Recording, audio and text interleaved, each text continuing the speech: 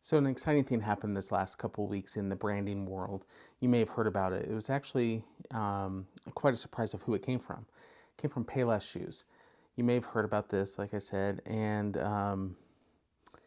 it's something that caused a little bit of excitement in the branding world because what Payless did was they wanted to reach out and attract some fashion influencers. And what happened with this is they created a fake store. And this fake store, rather than calling it Payless, they called it Palessi. And with that, what they did was they created a whole experience for these fashion influencers to come in, look at their shoes, and to see if they could attract these individuals who normally go out and spend a lot of money on high-end, high-value items. Everybody knows that Payless tends to be viewed as a bargain shopping location, something that's not higher end where you're not going to be expected to pay a lot of money.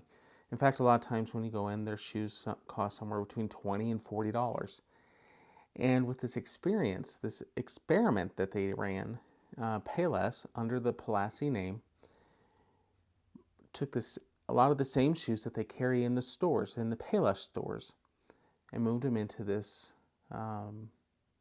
fake storefront. And they marked up the pricing. Now that's where it gets exciting, is the fact that they took these items that were normally $20 to $40 and they charged upwards of 18 times the amount of money that they normally would have. And people were easily and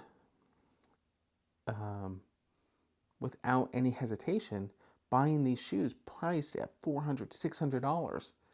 At the end of the experiment, Payless revealed their experiment to the people that were shopping. They gave the people their money back and also gave them the shoes so that way they could keep them.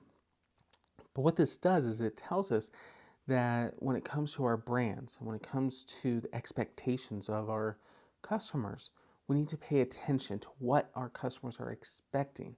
What is the experience that they're wanting? And if they get the experience and the expectations met, they're willing to spend the money that's appropriate to go along with that. So what you need to do is you need to go into your brand and you need to decide, all of us need to decide, is the experience equal to what they're paying? A lot of times we might go in somewhere and expect to pay a low amount of money, and we tend to be okay if we get poor customer service or the experience itself just isn't up to a higher end value.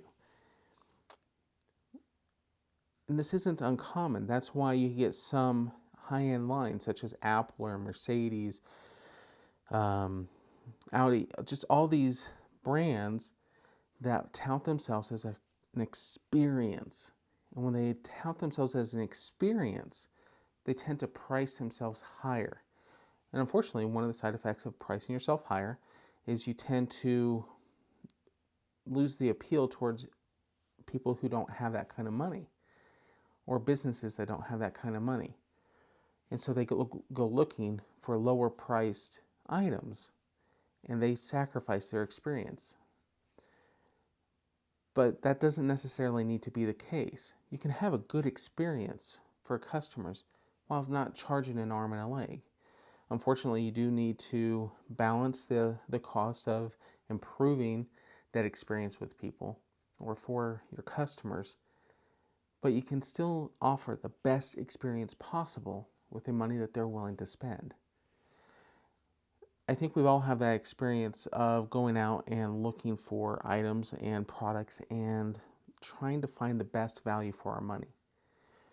You know, if you go to a website and it looks like a lower end website, but then they charge $2,000, you're going to think that something's wrong. There's a disconnect that takes place.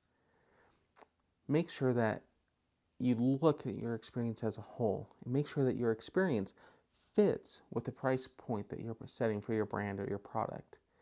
And that way your customers become happier. And if your customers become happier, they'll spend more money, and then your shareholders or stakeholders, those responsible for maintaining the brand, will be happy as well. I hope this upcoming week that you'll find a way that you can improve the experience that you offer your customers. Also, let me know down below of some times where you're blown away or the expectation that you had was not met. And what I mean is, were you expecting to spend more money or willing to spend more money but got really bad experience because of it? Or were you expecting to pay a lower amount but you were blown away by the experience, by what the company offered you, even though you were spending a small amount? Let me know. I'd love to hear from you. And I hope this week finds you well, and let's make your brand better.